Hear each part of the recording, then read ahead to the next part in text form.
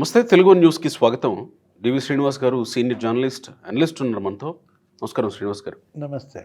శ్రీనివాస్ గారు, నిన్న విజయసాయిరెడ్డి మాట్లాడింది, మేము త్వరలో అధికారంలోకి వస్తాం, అప్పటి వరకు బతికుంటే చంద్రబాబుని ఖచ్చితంగా అరెస్ట్ చేస్తాం. ఈ అంశం మీద నిన్న ఈవినింగ్ నుంచి చర్చలు జరుగుతూ ఉన్నాయి. కానీ యాక్చువల్గా నాకు ఇక్కడ వచ్చిన ప్రశ్న ఏంటంటే, ఉత్పన్నమైనటువంటి ప్రశ్న, అంత కాన్ఫిడెంట్గా ప్రతిపక్షంలో అతి దారుణంగా ఓడిపోయినటువంటి 11 సీట్లతో ప్రతిపక్ష పార్టీకి చెందిన విజయసాయిరెడ్డి అంత కాన్ఫిడెంట్గా చెప్తున్నప్పుడు, కూటమి అధికారంలో ఉంది, కూటమి నేతల్లో కీలకమైనటువంటి నేతలు ఎవ్వరు కూడా ఎస్ జగన్మోహన్ రెడ్డి అరెస్ట్ అవుతాడు, లేకపోతే ఈ కేసులో జగన్మోహన్ రెడ్డిని అరెస్ట్ చేస్తామనో ఎక్కడ అంత కాన్ఫిడెంట్గా చెప్పిన సందర్భాలు కనపడలేదు. జగన్మోహన్ రెడ్డి అని ఎందుకన్నానంటే, మిగతా వాళ్ళ గురించి చెప్తున్నారు కానీ జగన్మోహన్ రెడ్డి ఎందుకన్నానంటే ఈయన చంద్రబాబు గురించి అన్నాడు కాబట్టి ఆ కంపారిజన్. ఎందుకు కూటమి నేతలు అంత స్ట్రాంగ్గా, లేకపోతే అంత కాన్ఫిడెంట్గా చెప్పలేకపోతున్నారు ఈ విషయాన్ని? విజయసాయిరెడ్డి అంత కాన్ఫిడెంట్గా ఎట్లా చెప్తున్నాడు? ఫస్ట్ దీని నుంచి మనం కొంచెం లోపలికి వెళదాం. ఇంకా చాలా అంశాలు ఉన్నాయి లోపల చర్చించాల్సినవి. దానికి కొనసాగింపుగా ఈరోజు ఇంకొక ట్వీట్ కూడా చేశాడు విజయసాయిరెడ్డి. ఎందుకు కూటమి నేతలు కాన్ఫిడెంట్గా చెప్పలేకపోతున్నారు? ఇక్కడ కాన్ఫిడెంట్గా చెప్పలేకపోవటం ఏముంది? Fixing the nets. సైలెంట్గా చేయాల్సింది చేసేస్తున్నారు. చట్టం తన పని తాను చేసుకుపోతుంది. ముఖ్యమంత్రి చంద్రబాబు ఆయన అభివృద్ధి, ఆయన పేదల సంక్షేమం, అటు హామీలు నెరవేర్చడం, ఇటు కేంద్రం నుంచి రావాల్సిన నిధులు రాబట్టడం, అటు ఆ వైపు అతను బిజీగా ఉంటూనే ఇక్కడ చేయాల్సిన పని చేస్తున్నారు. తవ్వాల్సినవన్నీ తవ్వుతున్నారు. తవ్విన కొద్దీ అస్థిపంజరాలు బయటపడుతున్నాయి. అనూహ్యం, అసలు ఊహించని అంశం. ఏది అదానీకి 1750 కోట్ల ముడుపులు అనేది అసలు ఆ సెకీ ఒప్పందం, ఆ FBI మరి అమెరికా సెక్యూరిటీ ఎక్స్చేంజ్ నివేదికలోనే స్పష్టంగా ఆంధ్రప్రదేశ్ చీఫ్ మినిస్టర్ అనే ఆ టెన్యూర్ ఏది 2019-24 అని ప్రస్తావించి జగన్మోహన్ రెడ్డి 1750 కోట్ల ముడుపులు అంటూ సాగర్ అదానీ ఆయన వాట్సాప్ మెసేజెస్ వాటన్నిటిని ఫిక్స్ అయిన నేపథ్యంలో ఆధారాలన్నీ అంత ఇదిగా గట్టిగా ఉన్న దాంట్లో అది అయిన వెంటనే మరుసటి రోజే ఈ కేవీ రావు. అంటే ఇక్కడ ఇంకొక వెర్షన్ వస్తుంది. అంటే సాధారణ ప్రజల్లో వస్తున్న దీన్ని నేను చెప్తున్నా. ఇప్పుడు అదానీ ముడుపుల వ్యవహారంలో, లేకపోతే లంచం వ్యవహారంలో జగన్ని ఫిక్స్ చేయాలని అనుకుంటే కనుక ఫస్ట్ ఆ ఒప్పందాలను రద్దు చేయాలా? ఒప్పందాలను రద్దు చేసి లంచం ఎలా వచ్చింది, ఏ దారిలో వచ్చింది అనేది చూడాలా? ఒకవేళ ఇదంతా రాష్ట్ర ప్రభుత్వ పరిధిలో లేకపోతే కనీసం రద్దు చేసుకునే అంశమైన రాష్ట్ర ప్రభుత్వ పరిధిలో ఉంది కదా, ఆ పని చేశారా? ఆ పని చేయకుండా దాన్ని పక్కదారి పట్టించేందుకు, లేదా పక్కకు తోసేసి ఈ కేవీ రావు వ్యవహారాన్ని, కాకినాడ పోర్టు వ్యవహారాన్ని తెర మీదకు తీసుకొచ్చారని వైసీపీ నేతలు ఆరోపిస్తున్న ఆరోపణలకి కొంత బలం చేకూరేటట్టే ఉంది కదా ఇప్పుడు ఈ ప్రభుత్వం వ్యవహరిస్తున్న తీరు. ఎవరు తీసుకొచ్చారు? కేవీ రావు అంశం కూటమి ప్రభుత్వం తీసుకొచ్చిందా? అంటే కూటమి ప్రభుత్వం తీసుకురాకపోయినప్పుడు పవన్ కళ్యాణ్ అక్కడికి వెళ్ళి షిప్ లో ఇది చేసిన తర్వాతే కదా బయటకు వచ్చింది. 2 అంశాలు. ఒకటి ఏది సెకీ ఒప్పందం రద్దు. అసలు రద్దు చేసుకోవటానికి కూడా వీల్లేనట్టుగా షరతు పెట్టాడు. ఓకే, 3000 కోట్లు ఫైన్ పడుద్ది రద్దు చేసుకుంటే. ఇప్పుడు పరిహారం కింద మళ్ళీ అదానికి 3000 కోట్లు ముట్ట చెప్పాలి. ఇదెక్కడ విడ్డూరం? అంటే ఎలా జగన్మోహన్ రెడ్డి తన ముడుపుల కోసం ప్రభుత్వంతో, ఆ తర్వాత ఈ ప్రజల జీవితాలతో ఆడుకున్నాడో అక్కడే కనపడుతుంది. అతనికి వచ్చే 1750 కోట్ల సంగతి అది దేవుడు ఎరుగు. అది తీసేసేయండి. ఇప్పుడు ఈ రద్దు చేయటం వల్ల మళ్ళీ అదనంగా 3000 కోట్లు భారం పడుతుంది. అసలు ఈ ఒప్పందం వల్ల 1,00,000 కోట్ల భారం పడింది. ఏది ఆ యూనిట్ ₹2.49 కొనుగోలు వల్ల. ఇప్పుడు వీటన్నిటిపైన ప్రభుత్వ పరిస్థితి ఏంటి? అటు ముందు నుయ్యి, వెనక గొయ్యిలాగా అతను పెట్టిన విధానం ఇవాళ న్యాయ సలహా ఏదో తీసుకుంటున్న నేపథ్యం. ఇప్పుడు జరగాల్సినవన్నీ జరుగుతాయి. ఒప్పందం రద్దు అవుద్దా? లేదు ఈ 3000 కోట్లు మేము ఇవ్వకుండానే ఒప్పందాన్ని రద్దు చేసుకునే మార్గాంతరం ఏమన్నా ఉందా? వీటన్నిటి గురించి న్యాయ సలహా తీసుకుంటున్నటువంటి నేపథ్యంలో ఆ ఒక్క ఇష్యూయే కాదు, ఇప్పుడు ఇది మీరన్నది ఏది కేవీ రావు పోర్టుకు సంబంధించినటువంటి అంశం. అది ఏంటి? పవన్ కళ్యాణ్ వెళ్ళిందేమో వేరే పని మీద, ఏ పని మీద రేషన్ మాఫియా భరతం పడదామని అతను వెళ్తే ఆ డి గ్యాంగ్ ఏదో ఉంది, ఏదది డి ఫర్ దోపిడియా లేకపోతే డి ఫర్ ద్వారంపూడో, ఆ ద్వారంపూడి ఇష్యూలో ఇవాళ అక్కడికి వెళ్ళి అతను పడితే ఆ స్టెల్లా నౌక చివరికి అది ఎటు తిరిగింది, పోర్టు వైపు తిరిగింది.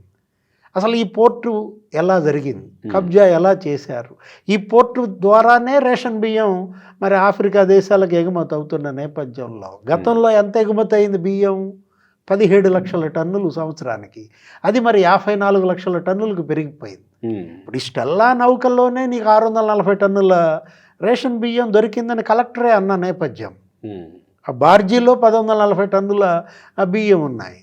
అంటే బియ్యం కోసం వెళ్తే బంగారం దొరికిందనమాట పవన్ కళ్యాణ్. ఏది ఆ కాకినాడ పోర్టు ఇవాళ 3609 కోట్లు ఆయన్ని ఏ విధంగా హింసించారు.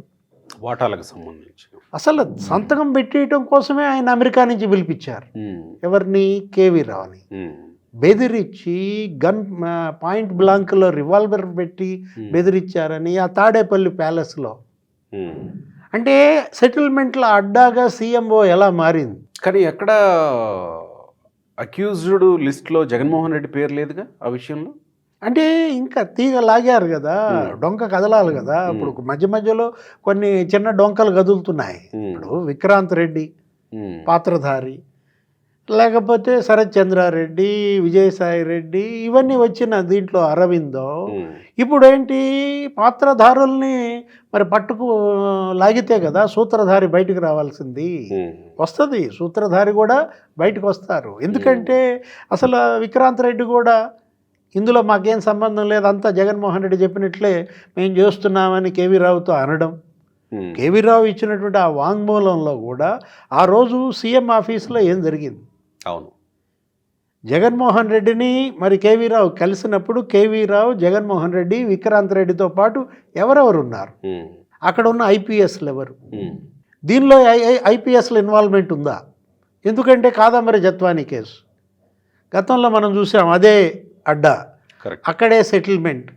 అతను ఎవరో పారిశ్రామికవేత్త జిందాల్, అతను ఏదో సెటిల్మెంట్ ముంబై రేప్ కేసు ఏదో ఆమెను ఇక్కడ కిడ్నాప్ చేసి పట్టురావటం, ఆ కుటుంబాన్ని హింసించటం, ఇదంతా ముగ్గురు ఐపీఎస్లు సీఎంఓలోనే. నా బాస్ కాంతిరాణా టాటా నాకు ఆదేశించాడని విశాల్ గున్ని అప్రూవర్ వాంగ్మూలం. అంటే ఐపీఎస్లని ఈ విధంగా వాడుకున్న నేపథ్యంలో ఇవాళ ఐపీఎస్లతో కేవీ రావును కూడా బెదిరించి మరి అతన్ని 494 కోట్లకే 2500 కోట్ల పోర్టు లాగేసుకోవటం. విజయసాయి రెడ్డి ఏమంటాడు దానిపైన, మేము ఫ్రీగానే తీసుకుంటాంగా అంటాడు.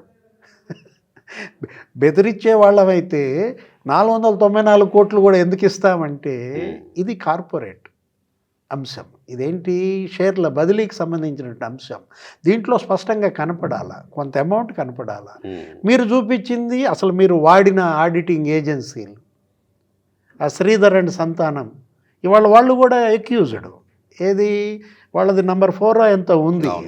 ఇప్పుడు మొత్తం అంతా తీగ లాగితే డొంక అంతా కదులుతున్న నేపథ్యంలో ఈరోజు విజయసాయి రెడ్డి ఫిక్స్డ్. ఎందుకని, కొన్నదెవరు, అరవిందో. నువ్వు అనొచ్చు అసలు అరవిందోకి నాకు సంబంధం లేదని, అందులో భాగస్వాములు ఎవరో నాకు తెలియదని మీరు అనొచ్చు. ఏ విధంగా 5 ఏళ్ళు జగన్మోహన్ రెడ్డి హయాంలో ఆంధ్రప్రదేశ్ని అరబిందో చెరబట్టిందో మనం చూసాం. అంబులెన్సులు వాళ్ళయ్యా కదా, 104, 108 వాళ్ళ కోసమే కదా అసలు మీరు అంబులెన్సులు కూడా కొన్నది. పోర్టులు వాళ్ళవే, 400 కోట్లు దాంట్లో. ఏది పోర్టులు, ఇప్పుడు ఇది ఈ Kakinada port GMR SEZ, GMR SEZ అది కూడా వాళ్ళదే కదా, కాకినాడ సెజ్ లాగేసుకున్నారు. అది 1100 కోట్లు అంట కేవీ రావు షేర్. నువ్వు 12 కోట్లకి ఎలా తీసుకుంటావు? అంటే ఇప్పుడు కేవీ రావు అది 1100 కోట్ల వాల్యూ అంటే 500 కోట్లు తీసుకో, ఇది 1100 కోట్ల వాల్యూ అంటే 11 కోట్లు తీసుకో. ఏంటి సెటిల్మెంట్స్? ఇవాళ అసలు ఒక సిట్ ఏర్పాటు అవుతుందంట. వద్దాం, ఆ విషయానికి వద్దాం. నేనేమంటున్నానంటే ఇక్కడ విజయసాయి రెడ్డి అంత కాన్ఫిడెంట్గా చెప్పాడు కదా, మేము అధికారంలోకి వస్తాం, ఆయన బతికుంటే వేసేస్తామని. అంటే బతికుండగా మీరు అధికారంలోకి రారా? అది కూడా ఉంది. నిన్న చంద్రబాబు బతికుండగా వైసీపీ అధికారంలోకి రాదన్నమాట. ఇంకా కల్లా వైసీపీకి ఆ అధికారం విషయం కూడా కాదు. ఉంది. అంటే నిన్న ఆయన అన్న మాటలు అతనిలో నైరాశ్యాన్ని తెలియజేస్తున్నాయి, దెబ్బతిన్న మొరాలిటీని తెలియజేస్తున్నాయి. ఇప్పుడు నాయకుడే ఇలా మొరాలిటీ దెబ్బతింటే ఇంకా ఆ క్యాడర్లో ఆ లీడర్స్లో ఏముంటుంది? చంద్రబాబు బతికుంటే అని అన్నాడంటే బతికుండగా మాకు అధికారం రాదని నువ్వే ఒప్పుకున్నట్టు. ఇంకో రెండో అంశం, ఆయన ఏమైనా అడ్డు తప్పించే కుట్ర ఏమైనా చేస్తున్నారా? ఆయన బతికుండగా మీకు అధికారం రాదనే ఒక అంశంతో మీరు ఆయన అసలు ఎలిమినేట్ చేసే సుఫారీ మాఫియా గ్యాంగులతో ఏమైనా మాట్లాడుతున్నారు. ఎందుకంటే గతంలో మరి 5 ఏళ్ళు ఆయన పైన జరిగిన దాడులు, వాళ్ళ ఇంటిపైనే జోగి రమేష్ అసలు వెహికల్స్తో వెళ్ళి పడి అక్కడ విధ్వంసం చేయాలని ప్రయత్నించిన విధానం, పార్టీ కార్యాలయాలను ధ్వంసం చేసిన దాడులు, రాళ్ల యుద్ధాలు చేశారు ఎర్రగొండపాలెంలో, లేకపోతే నందిగామలో, విజయవాడలో, అసలు అంగళ్ళలో మీకు తెలుసు. అవును, అంగళ్ళలో నువ్వు వందలాది మంది పైన దాడులు చేసి చివరికి ఆయన మీదే మళ్ళీ 307 పెట్టారు. అవును, ఏది ఆయన్ని చంపడానికి ప్రయత్నించి అతని మీదే 307 పెట్టిన కేసుల నేపథ్యంలో ఇప్పుడు చంద్రబాబు బతికుంటే మేము ఇంకా అధికారంలోకి రామని మరి ఆయన్ని భౌతికంగా అడ్డు తొలగించుకునే కుట్రలు ఏమన్నా చేస్తున్నారు? ఒకవేళ దానికి కొనసాగింపుగా ఈరోజు నిన్నటి నుంచి అందరూ తిట్టిపోశారు. ఆ మాట ఎలా అంటావు విజయసాయి రెడ్డి అని. ఈవెన్ కొంత వైసీపీకి అనుకూలంగా ఉన్నటువంటి విశ్లేషకులు అని పేరు పడ్డటువంటి వ్యక్తులు కూడా విజయసాయి రెడ్డిని ఆడిపోసుకున్నారు. సిగ్గుండొద్దా కనీసం, ఎట్లా మాట్లాడతావు అలాంటి మాటలు అని. సో దానికి కొనసాగింపుగా ఈరోజు ఆయన ట్వీట్ చేశాడు, కూటమి ప్రభుత్వంలో ఐడియల్ పర్సన్ అంటే పవన్ కళ్యాణే, రాష్ట్రాన్ని ముందుకు తీసుకెళ్లాలంటే పవన్ కళ్యాణే, ఈ 75 ఏళ్ల వృద్ధాప్యం వచ్చినటువంటి వ్యక్తి ఉండడానికి వీల్లేదు, ఎలా ఉంటాడు ఆయన అని ఈరోజు ఒక ట్వీట్ పెట్టాడు. ఉదయం 11 గంటల టైంలో అనుకుంటా. National popularity and age on his side, I truly believe that deputy CM Pavan Kalyan గారు is the most ideal person amongst the leaders of the NDA ruling parties in Andhra Pradesh to lead and represent AP. ఇది పవన్ కళ్యాణ్ గారికి. రెండవది వచ్చేసరికి AP is a young state and cannot be led by an almost 75 years old senile gentlemen who is acting up. ఇది ఈరోజు దానికి కొనసాగింపుగా చేసినటువంటి tweet అనమాట. ఏం చెప్పదలుచుకున్నాడు ఈయన దీని ద్వారా? ఆ ట్వీట్ పెట్టిన ఆయన ఏజ్ ఎంత? ఆల్మోస్ట్ 70కి వస్తున్నాడు ఆయన కూడా. ఆయన తక్కువవాడు కాదు కదా. ఇప్పుడు నువ్వు ఆ విధమైన ట్వీట్ నువ్వు పెట్టావంటే నువ్వేమన్నా 37 ఏళ్ల చిన్నారివా? ఇప్పుడు ఇవాళ విజయసాయి రెడ్డి మనం అనుకున్నది అదే, ఏది చంద్రబాబును ఉద్దేశించో లేకపోతే ఆ ట్వీట్ చదివి నేను అనుకోవటం పవన్ కళ్యాణ్ ఫస్ట్ లైన్ చదవగానే నవ్వి ఉంటాడు. ఏది హనుమంతుడి ముందు కుప్పిగంతులు ఎందుకు, మొదటి ఆ ఒక సెంటెన్స్ చదవగానే అతను నవ్వుకుంటాడనమాట. ఏది వీళ్ళు జనసేన తెలుగుదేశం మధ్య చిచ్చు పెట్టాలనో ఎడం చెయ్యాలనో వీళ్ళు పాకులాట చూస్తే సానుభూతి చెప్పడం తప్ప మనం ఏం చేయగలేము. నిన్న కూడా ప్రెస్ మీట్ అయిపోయిన తర్వాత వెళుతూ విలేకరులు ఏదో ప్రశ్న అడిగితే ఢిల్లీలో, అక్కడ కూడా అదే చెప్పాడు, పవన్ కళ్యాణ్ మాత్రమే పాపులర్ లీడర్, పవన్ కళ్యాణ్ మాత్రమే మంచి లీడర్ ఏపీలో అని చెప్పుకొచ్చాడు నిన్న కూడా. పవన్ కళ్యాణ్ గొప్ప లీడర్ అనేది ఇప్పుడు కొత్తగా ఈయన కనుక్కున్నాడా? అంటే తత్వం బోధపడిందా? ఇప్పుడు దెయ్యం వదిలిందా? ఇప్పుడు చివరికి తత్వం బోధపడిందా? అంటే ఏంటి, ఇవాళ పవన్ కళ్యాణ్ని పొగట్టడం ద్వారా ఆయన ఏదో పెద్ద చేయడం ద్వారా ఆయన ఇంకా ఒదుగుతాడు. ఆయన ఇదే కదా, ఏది ఇప్పుడు ఈ విధమైనటువంటి మాటలతో వాళ్ళ మధ్య ఇంకా ఐక్యత పెరుగుద్ది. వాళ్ళంతా వేరు చేయాలని చూస్తే వీళ్ళంతా దగ్గర అవుతున్నారు. గతంలో మనం చూసాం, ఏది చిరంజీవి బాలకృష్ణ ఫ్యాన్స్ మధ్య చిచ్చు పెట్టాలని ప్రయత్నాలు, ఈ వాట్సాప్లో అనేక రకాలు, వాళ్ళే చౌదరి అని చెప్పి వాళ్ళే పెట్టుకుంటారు, వాళ్ళే వదులుతారు ఒకటి పెట్టుకుని. అంటే వాళ్ళు ఎంత వాళ్ళ మధ్య చిచ్చు పెట్టాలని చూస్తే వాళ్ళ మధ్య అంత ఐక్యత పెరిగింది. బాలకృష్ణ వచ్చి అరవింద్ ఇంట్లో కూర్చున్నాడు, ఆహా షోనా, అవును కదా, అన్స్టాపబుల్.